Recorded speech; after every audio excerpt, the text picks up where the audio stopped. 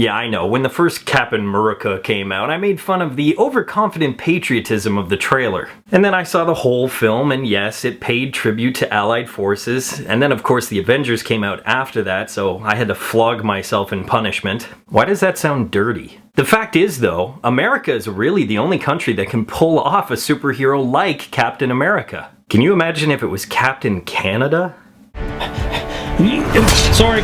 Oh boy. Oh, I'm sorry. Oh, I'm really sorry. Leaves suck!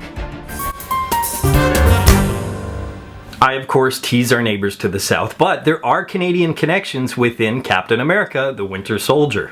Colby Smuthers returning as Maria Hill, that's right, Canadian. George St. Pierre, that's right, GSP himself plays Batroc, a lesser-known Captain America villain, but he's definitely one of Canada's greatest athletes of all time. Even more surprising, Anthony Mackie, who plays Falcon, that's right, Canadian. The legend himself, Robert Redford, you guessed it, Canadian. Samuel L. Jackson, that's right, Canadian. No, this isn't accurate at all.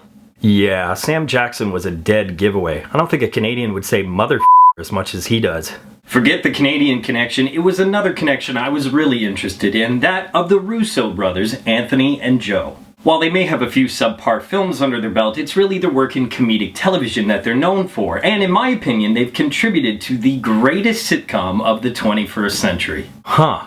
A slew of successful shows, a slow start to their film career, and then suddenly a huge comic book blockbuster. I guess Whedon started a trend. Now that's not necessarily a bad thing, because some of the shows that they're known for have tons of nerd genre and pop culture references, and that's proven to work in past Marvel films. But let's be honest, Captain America is not like the other Marvel films. While the other franchises are dealing with armored billionaires, demigods, or my personal favorite, giant green rage monsters, Captain America, in both films, is really just about war and soldiers. Granted, a super soldier who has 0% body fat and a shield that denies the laws of physics. But it's already a simpler concept, and because of that, the subtext is actually lessened because the science fiction isn't as prevalent. I, for one, loved the direction and feel of The Winter Soldier. It was an action film, a spy thriller, a political drama, way more than it was a comic book movie. I equated it with another successful adaptation that's not Marvel. That of The Dark Knight. You know when Marvel signed prestigious actors like Michael Douglas in Ant-Man and of course Robert Redford in The Winter Soldier, that they really wanted to ground these films in drama and performance.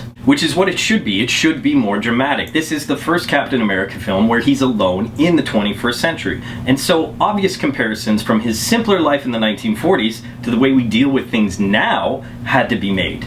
As much as I said the subtext is lessened, there is of course still subtext to the film about American freedom, things like the Patriot Act, and the fact that in Western culture we really don't know who to trust. But they don't forget that you need some comic book goodness in this comic book film. Which means that while the writing is very solid, there are twists and turns, and the acting is superb, this still has some of the best action sequences I've ever seen. Relax, I didn't say the greatest, but it's certainly up there. Now, I absolutely love The Avengers. It was an unbridled comic book film, fun, bright, and full of adventure. But because Captain America is so grounded compared to films like The Avengers, because it's basically a political thriller, well, the action is very different. The hand-to-hand combat specifically was something I've never really seen in a comic book film before. It was the best of Bourne, The Dark Knight, or any kung fu movie. Which got me thinking, if the fights are something I've never seen before, then maybe I should do something I've never done before.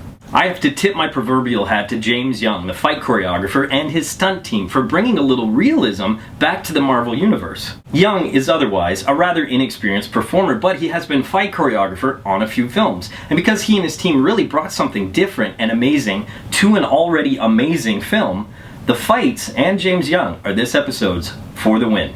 Don't get me wrong, like I said, it's very much still a comic book film. It's just dealt with in a much different way. If I can go back to Batman for a second, and I will, I think part of the appeal is that in a crazier world, this could actually happen. And even though it's about armored billionaires, no, the other one, it's still grounded, and therefore you can relate.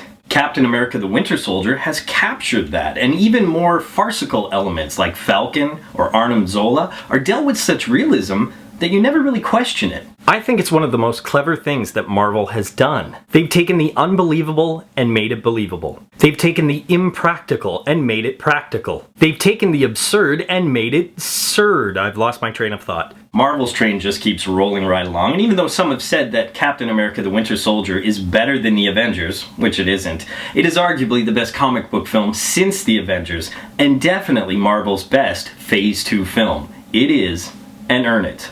And that's really saying something, because I really liked Thor: The Dark World. It might have been the post-credit scene directed by Joss Whedon that kinda tipped the scales. Poll question, and for this one, it's only got a few possible answers. What has been your favorite Phase 2 film? Iron Man 3, Thor: The Dark World, or Captain America the Winter Soldier? Or are you most looking forward to Guardians of the Galaxy? As always, leave your answers in the comment section below.